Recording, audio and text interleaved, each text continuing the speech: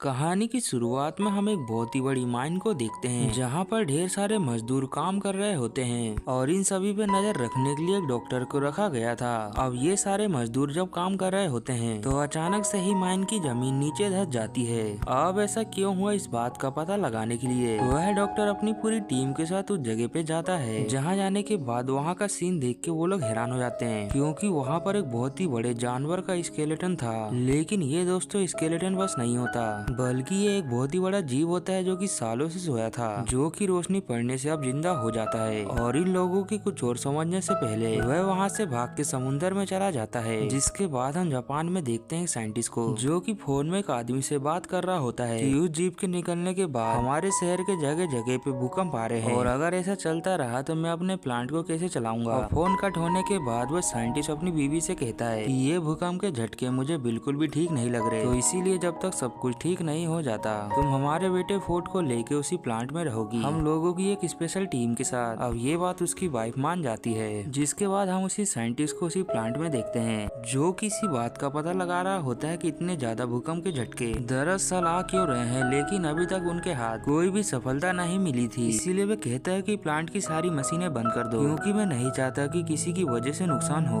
लेकिन तभी एक बार फिर से भूकंप आ जाते हैं जिनकी झटकों की वजह से प्लांट का एक चेम्बर टूट जाता है और उस चेम्बर के टूटने की वजह से वहाँ से एक जहरीली गैस बाहर निकलती है। और दोस्तों उसी रास्ते पे उसी साइंटिस्ट की बीवी रहती है जो कि उस जहरीली गैस को देख के वहाँ से भागने लगती है। लेकिन वो जल्दी समझ जाती है कि वो अब नहीं बच सकती, इसलिए वो अपने हस्बैंड से कहती है कि दरवाजे को बंद कर दो। जो सुनकर वो साइंटिस्ट ना चाहते हुए भी दरवाजे को बंद कर देता है क्योंकि अगर वो ऐसा नहीं करेगा तो वो जहरीली गैस पूरे प्लांट में फैल जाएगी। अब उसने सही समय पर दरवाजे को तो बंद कर दिया होता है, लेकिन इसके लिए उसने अपनी बीवी की कुर्बानी दे दी। उसकी वाइफ इसे कहती है कि फोर्ड का ख्याल रखना। जिसके बाद हम देखते हैं कि धमाके की वजह से प्लांट गिरने लगता है और ये सब कुछ सीन दूर से खड़ा हुआ फोर्ड भी देख रहा होता है। अब ये सब कुछ होने के बाद कहानी 15 साल बाद शिफ्ट होती है जहाँ फोर्ड अब काफी ज्यादा बड़ा हो चुका था और वह फिलहाल सेना का एक जवान है। हम देखते हैं कि फोर्ड ने शादी भी कर ली होती है और उसका एक छोटा सा बेबी भी होता है। फोर्ड अपनी जिंदगी में बहुत ही ज्यादा खुश होता है। लेकिन तभी एक दिन पुलिस स्टेशन से फोन आता है जिसमें वो लोग बताते हैं कि फोर्ड के डेड को पुलिस वालों ने गिरफ्तार कर लिया है। लेकिन ये बात सुनकर फोर्ड को ज्यादा बुरा नहीं लगता क्योंकि फोर्ड अपने डेड से नफरत किया करता है क्योंकि उनकी वजह से उसकी माँ की मौत हुई। और इतना सब होने के बाद भी अपनी वाइफ के कहने पे पुलिस स्टेशन जाके अपने फादर को छुड़ा लेता है। जिसके बाद अपने फादर को घर लेके आता है जहाँ अब वो साइंटिस्ट फोर्ड से कहता है कि मैं जानता हूँ कि तुम मुझसे नफरत करते हो और मैंने तुम्हारी माँ को नहीं मारा और वो तो एक अनचाहा एक्सीडेंट था, लेकिन मैंने जो उन दिनों महसूस किया जैसे कि अचानक से भूकंप का आना और बार बार आते चले जाना वह सब कुछ नॉर्मल नहीं था बल्कि इसके पीछे का रहस्य अलग था। और मुझे पुलिस वालों ने फिर से इसलिए गिरफ्तार किया था क्योंकि मैं उसी प्लांट में गया था सच का पता लगाने के लिए। और जैसा कि वो प्लांट प्रतिबंधित है इसलिए मैं छुप के गया, लेकिन फिर भी लोगों ने पकड़ के मुझे जेल में डाल दिया। अब ये बात सुनकर फोर्ड कहता है कि मुझे भी वहाँ लेके चलो। जिसके बाद ये दोनों बाप बेटे उसी प्लांट में चुपके से चले जाते हैं जहाँ जाकर ये लोग देखते हैं कि वहाँ तो रेडिएशन होता ही नहीं। अब इससे पहले कि ये लोग और कुछ समझ पाते वहाँ पर पुलिस वाले आके फिर से एक बार इन्हें पकड़ लेते हैं। जिसके बाद इन दोनों को उसी डॉक्टर के पास ले आया जाता है जिसे कि हमने मूवी के स्टार्ट में देखा था। वह पूछता है कि तुम लोग वहाँ पे बार बार क्यों जाते हो, तो वो साइंटिस्ट कहता है कि तुम लोग जिसको भूकंप समझ रहे हो वह उससे भी ज्यादा बड़ा और हटके है। और वह कहता है कि मैं उसी पे इतने सालों से रिसर्च कर रहा हूँ। जिसके बाद हमें दिखाया जाता है कि वो डॉक्टर एक बड़े से पत्थर जैसी चीज पे एक्सपेरिमेंट कर रहा था, लेकिन तभी उस पत्थर में से अजीब तरह की रोशनी निकलती है और ये देखकर ये लोग उसके ऊपर बिजली फेंकते हैं। लेकिन ऐसा करने के बाद वो चीज और भी ज्यादा भयानक हो जाती है क्योंकि उसके ऊपर जितने भी पत्थर थे वो सभी टूट के नीचे गिर जाते हैं और फिर उसमें से निकलता है खतरनाक दानव जो कि देखते देखते उस प्लांट से भाग जाता है। जिसके बाद हम अगले दिन का सीन देखते हैं जहाँ मिलिट्री के कैप्टन आके डॉक्टर को अपने साथ चलने के लिए कहते हैं। डॉक्टर अपने साथ साइंटिस्ट और फोर्ड को भी लेके जाता है। वहाँ जाने के बाद कैप्टन कहता है कि ये सभी जीव कोई साधारण जीव नहीं है क्योंकि 15 साल पहले जो हादसा हुआ था उसकी वजह से काफी ज्यादा रेडिएशन फैला था और उसी रेडिएशन की वजह से इन जीवों का उद्भव हुआ। लेकिन जैसे जैसे रेडिएशन कम होता गया इस प्रकार के जीव सभी समुद्र में चले गए थे ताकि वो लोग वहाँ से एनर्जी प्राप्त कर सकें। और इन्हीं में से एक था गोडजिला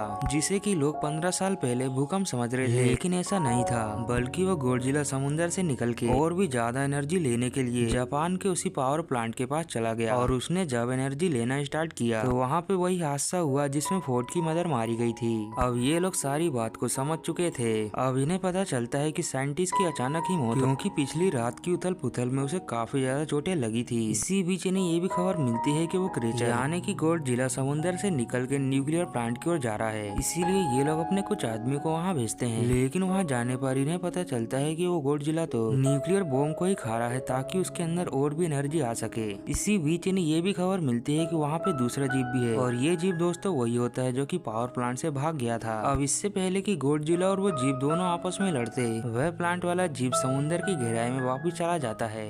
अब ये सारी सिचुएशन देख के ये लोग उस क्रेचर को मारने का प्लान बनाते हैं, जहाँ ये लोग अब डिसाइड करते हैं एक न्यूक्लियर बॉम्ब से उन्हें मारा जाएगा, क्योंकि इतना बड़ा जीप छोटी मोटी चीजों से नहीं मरेगा। अब इस बात पे सहमति जताते हुए सभी लोग मान जाते हैं, जिसके बाद मिलिट्री के द्वारा न्यूक्लियर बॉम्ब को लोड कराया जा रही होता है कि तभी अचानक से वही क्रेचर वहाँ पे आ जाता है और वो उस न्यूक्लियर बॉम्ब को अपने मुंह में दबा के वहाँ से भाग जाता है। और उसने ऐसा इसलिए किया होता है ताकि उसके अंदर और भी एनर्जी आ सके। हम देखते हैं कि वो उस बॉम्ब को लेके अपने बच्चे के पास जाता है, यानी कि ये लोग दो होते हैं और ये लोग शहरों में तबाही मचाने लगते हैं और तभी उनके सामने वही गॉडजिला आ जाता है और उसके आते ही अब ये दोनों अकेले ही जाके गॉडजिला से लड़ने लगते हैं। लेकिन जैसा कि हम जानते हैं कि वो दो लोगों से अकेले नहीं लड़ सकता, लेकिन वो फिर भी अपनी पूरी जी जान लगा देता है। दूसरी तरफ मिलिट्री वालों के गुफा के अंदर ढेर सारे अंडे मिलते हैं जो कि उसी प्लांट वाले क्रेचर के अंडे होते हैं। अब ये देखकर मिलिट्री वाले उस जगह पे एक बहुत ही बड़े बम को लगाते हैं, जिसके बाद वे उस जगह को पूरी तरह से उड़ा देते हैं। इससे उस क्रेचर के सारे ही बच्चे मारे जाते हैं। और वहीं जब ये सीन वो दोनों क्रेचर देखते हैं तो वह गॉडजिला से लड़ाई करने का छोड़ के अपने बच्चों की ओर बढ़ते हैं। लेकिन इसी बात का फायदा उठा के गॉडजिला एक क्रेचर के ऊपर हमला करता है, क्योंकि जो धमाका आर्मी वालों ने किया होता है उसकी एनर्जी को गॉडजिला ने ऑब्जर्व कर लिया होता है, जिसको उपयोग करके वे क्रेचर को तो जान से मार देता है। और जब ये देखकर दूसरा क्रेचर गॉडजिला को मारने के लिए आगे बढ़ता है तो गॉडजिला अचानक से उस क्रेचर का मुंह पकड़ के उसके मुंह के अंदर अपनी ऊर्जा का प्रयोग करके इतनी ज्यादा तकलीफ देता है वह क्रेचर वहीं पे जान से मारा जाता है। लेकिन ऐसा करने के बाद गॉडजिला भी बेहोश हो जाता है, जिसके बाद अगली सुबह होते ही सभी को लगता है कि गॉडजिला मारा गया। लेकिन इसके थोड़ी देर के बाद अचानक ही वह उठ जाता है और जब वे देखता है कि इंसान उसे नुकसान नहीं पहुंचा रहे तो वह भी उन्हें बिना नुकसान पहुंचाए समुद्र के अंदर चला जाता है। और दोस्तों यहीं पर इस बेहतरीन मूवी का दी एंड भी हो जाता है। अब मिलते हैं दोस्तों नेक्स्ट वीडियो में, तब तक के लिए बाय बाय।